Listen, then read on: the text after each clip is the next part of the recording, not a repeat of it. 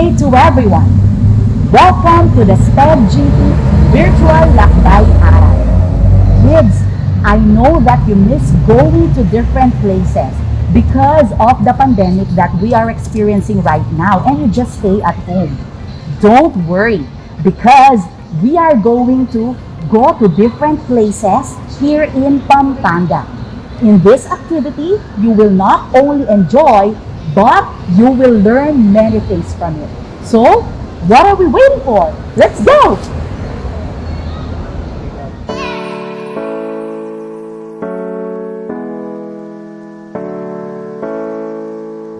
Good morning, kids! Today, I will be giving you some interesting and important facts about Pampanga. Number 1, it was once the capital of the Philippines. Pampanga was once the capital of the Philippines, and in fact, during the Spanish colonial period, Pampanga was functioning suitably well and was rather economically adept, in so much that Manila and its surrounding regions largely depend on the province with its agricultural products. Number 2, it was the first province created by the Spaniards. It was in the year 1571 that Pampanga province was created by the Spaniards, making it the first ever province in the Philippines. It is consisted of Bataan, Bulacan, Tarlac, Nueva Ecija, Zambales, and Pangasinan. The third interesting fact in the province is that it is represented in the Philippine flag. Pampanga is depicted in the Philippine flag as one of the 8 rays of the sun. The rays shown in the flag represent the provinces that allied against the armed revolt against Spain in the 19th century. Number 4, the province produced 2 Philippine presidents. Diosdado Macapagal, the 9th president of the Philippines, was born and raised in Pampanga.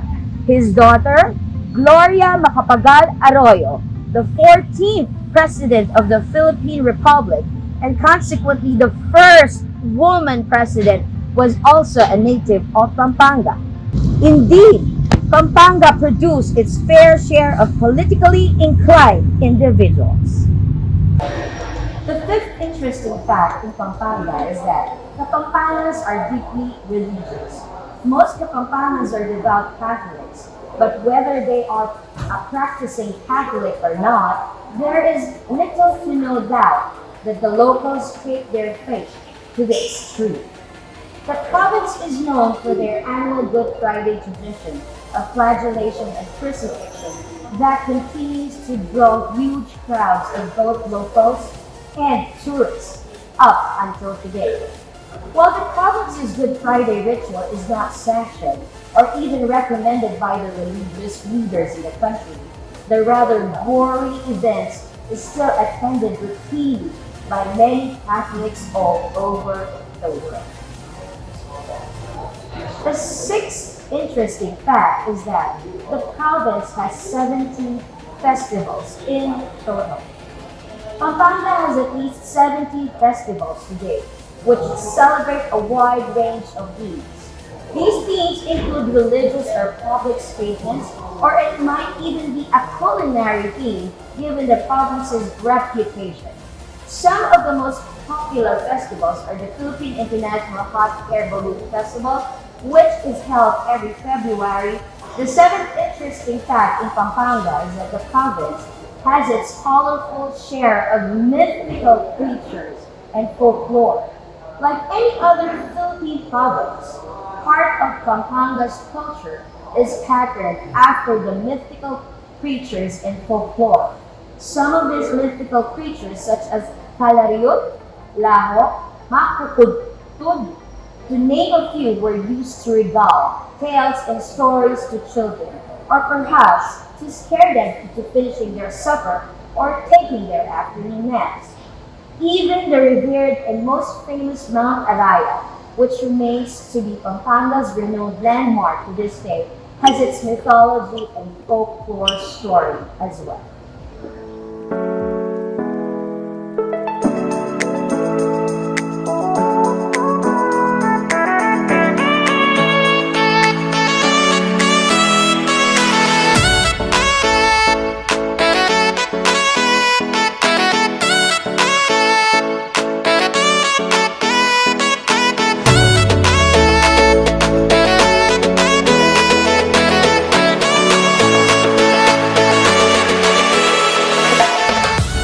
day to everyone.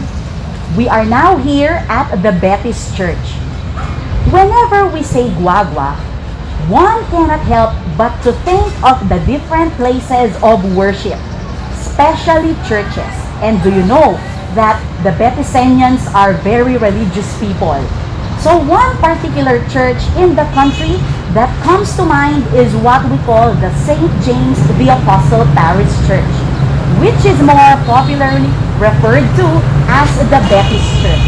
So come on, join me, let's explore the Betis Church. Come on, join me, come on, let's go.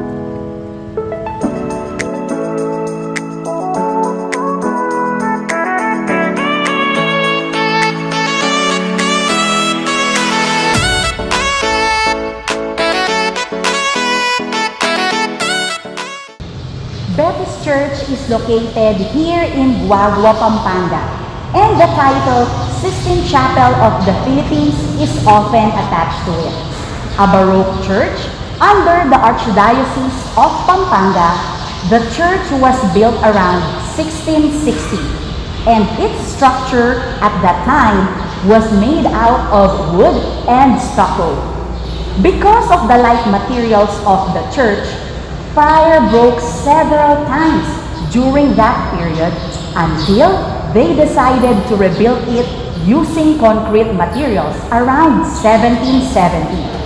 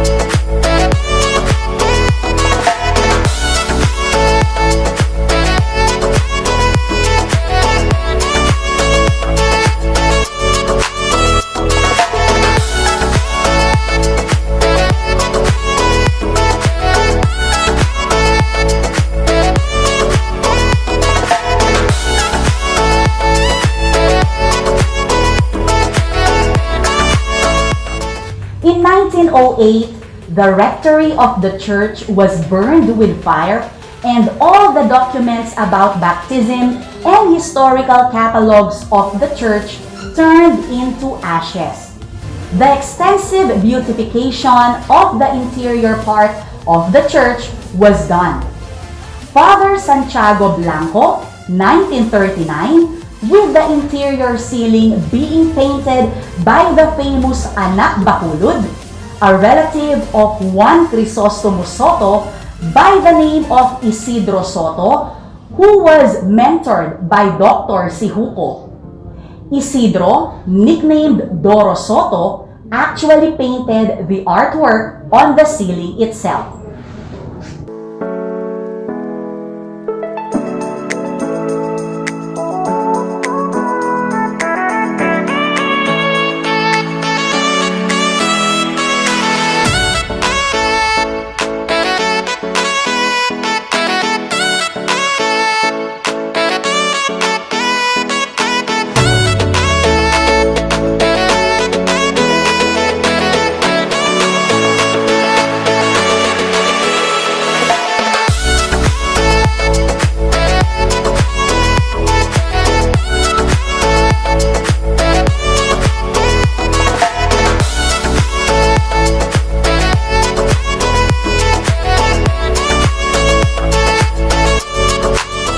The unique design of Betis Church reflects the integration of Spanish and Latin, American architecture to indigenous architecture, including elements of Oriental style during the Spanish colonial era. Betis, known for its excellent craftsmanship, still uses the tradition wood carvings as an art and a source of livelihood for its residents, which is no surprise why the retablo is ornately decorated with carved designs.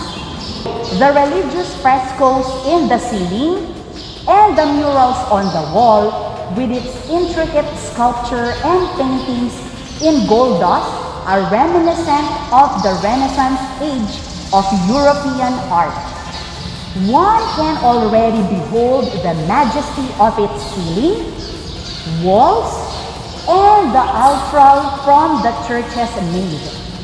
There are paintings and murals of the Holy Family, selected biblical scenes, Catholic saints, and cherubs. Betis Church is truly a natural cultural treasure as declared by the National Museum and the National Commission for Culture and the Arts. But more than the marker installed at the church, it is a valuable piece not just for the people of Betis, but for all of us Filipinos.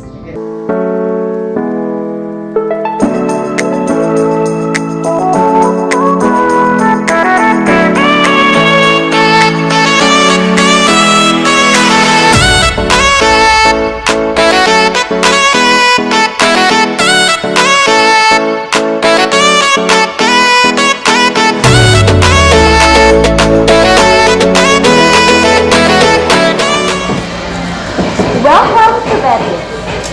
This district is a collection of barangays that once formed the town of Betis, which later became part of Guago. Whenever one mentions the district of Betis in the town of Guago, Pampanga, the first thing that most likely comes to mind is wood carving. Wood carving is an art that is as old as the history of the town itself and a skill that has been passed on from generation to generation, unveiling the wealth of the locals, creativity, and many facets of their culture. Betis remains to be the first choice in furniture making and wood carving. Betis furniture in particular is recognized by many as expert quality and world class. The eclectic mix of local and European aesthetic sensibilities has appealed to international buyers, for it gives both Oriental and Western appeal.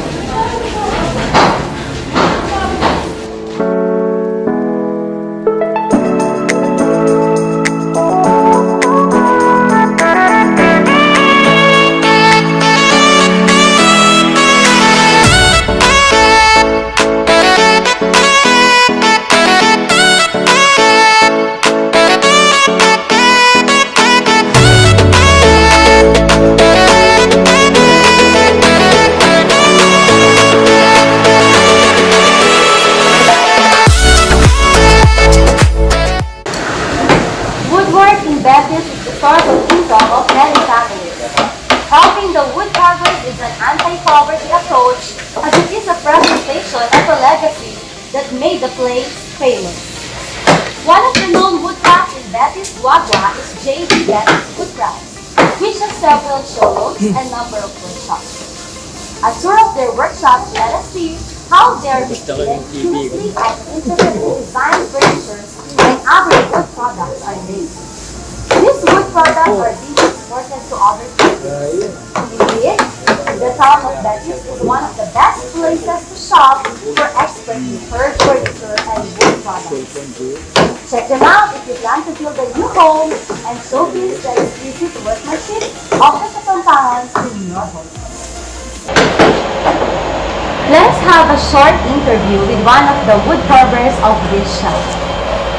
Good morning po. Sir, namin po nag-view? Ibon coffee beverage. Sir, malamag na kayo kumababala kung shop po ninyo. May pa, Mga, adwana pong balwa. Sir, ang namumulot po, kami po may kasakit. Kasi bala mo po, ngayon, bala mo mayan namin po kayo Makawala po yung gagawin, sir, ang timo po rin Makananis, at ito yung dapat gano'n. Gagawa kayo kung patong ate. Sinulat ng mamanit ng kantil. Dito po rin. Drawing na. Okay. Sir, ating malapit sa ating balik yan. Ano siya? Dagano ko rin kayo po, Sa sir. dati sa dati. Ay, mga pinilawin. Wala kayo na especially yung lapang nila. Naka-south naman po yung Tamagobrayo po niya. Yung Tamandukit po kayo Kapampangan niya po. Naka-south naman po yung kaya kayo kabyayan para abyayan niyo po Kasi yung yan, pamilya. yung kapalit mo yung mga brother. Yung doon, yung dito na nasira. Yung kampayan kami mga bubusiti. Okay. So, maragot kong bagay na magobra kayo po kayo ng pamilya niya po. Sige po. Daka po salamat, sir. Oras yun. Daka po salamat, sir. Bonifacio.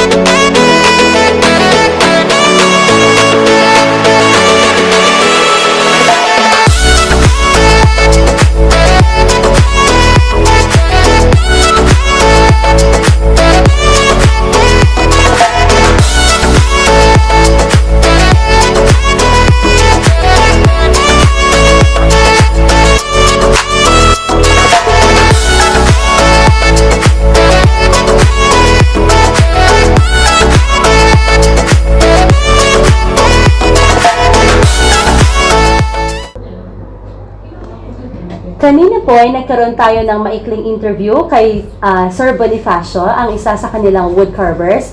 At ngayon, ating pong kausapin ang may-ari ng Ray and Paula Furniture and Sculpture. Sir, good morning po. Po. Ano po lagi sir? Renato Live kaya na. Okay po. So, sir, makanyan niyo po may gumpisay ning kaya kayong negosyo? Primero, panduling dukit-dukit. Apo. Lati-lati. Apo. Uling din yung kain. Keng furniture betis. Kau kabat mong megaral. Tinandukit-dukit. Kaya sa Torsula. Apo. Sir, pila niya pong banuay ning kaya kayong shop? Kaya di, bali at hinagin 13 years. Manikitang Prince Torsula. Yang 45 years.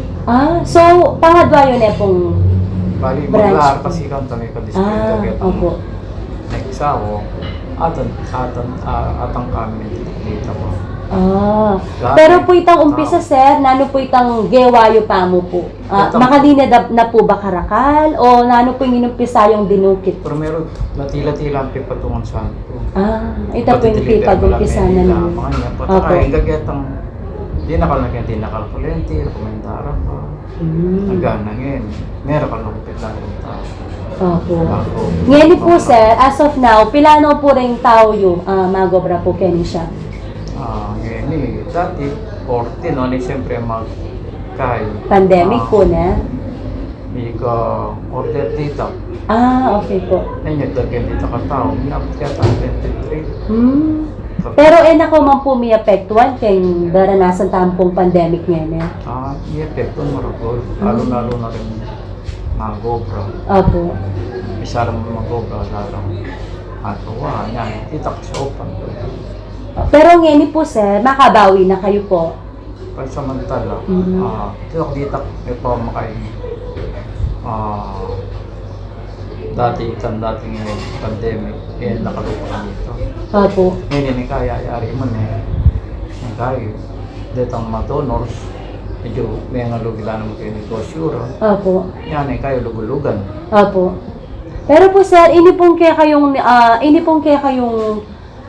negosyo, makana niya po may kasaop king kabiyayan king kaya kong pamilya.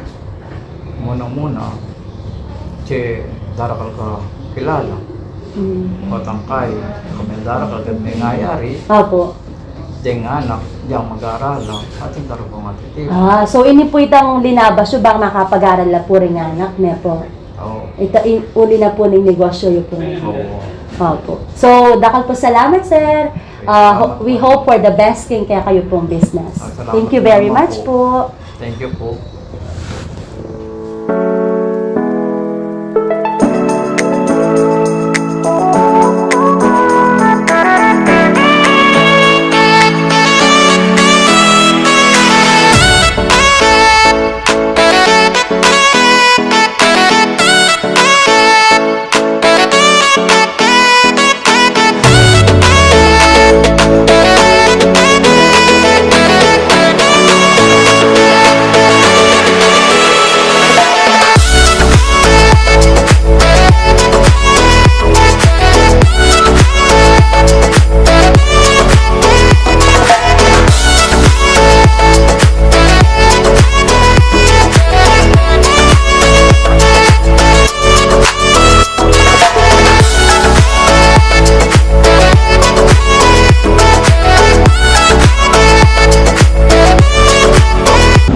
humans need to work in order to earn a living.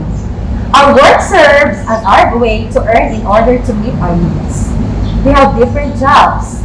Some jobs involve manual work such as wood carving, plumbing, fishing, and farming. These are called blue-collar jobs. Our jobs use the brain more often.